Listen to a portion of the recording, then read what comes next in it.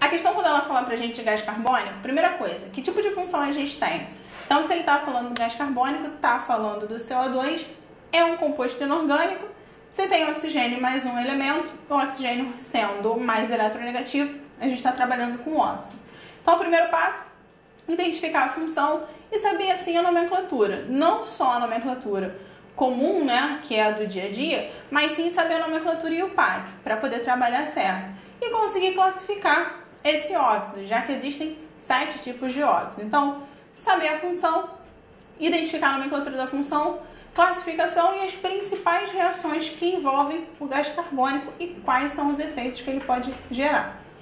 Na questão, ele fala o seguinte: os oceanos absorvem aproximadamente 1/3 das emissões de CO2 procedentes de atividades humanas, como a queima de combustíveis fósseis, as queimadas.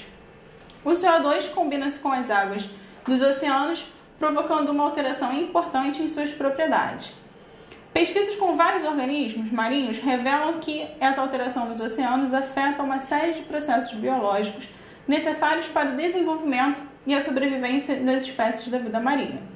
A alteração a que se refere o texto diz respeito ao aumento. Então vamos lá. Ele fala do CO2, primeira coisa. CO2, o nome dele correto é anidrido carbônico. Anidrido, característica pra gente de um óxido. Essa nomenclatura anidrido, característica de um óxido ácido. Então eu já sei que esse óxido tem uma característica ácida. Segundo, ele fala da reação desse CO2 com a água. Então ele está trabalhando seja com a água do mar ou com a água da atmosfera, não importa. Estou trabalhando com a água mais CO2. Água mais CO2, eu tenho a formação do H2CO3, que é o nosso ácido carbônico.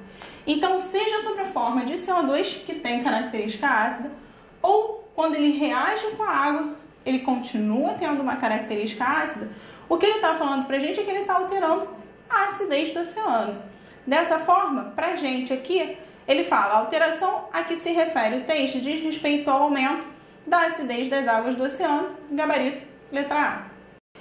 A gente tem 4 tipos de reações. Então, para que a gente classifique as reações, é necessário que a gente saiba cada uma delas.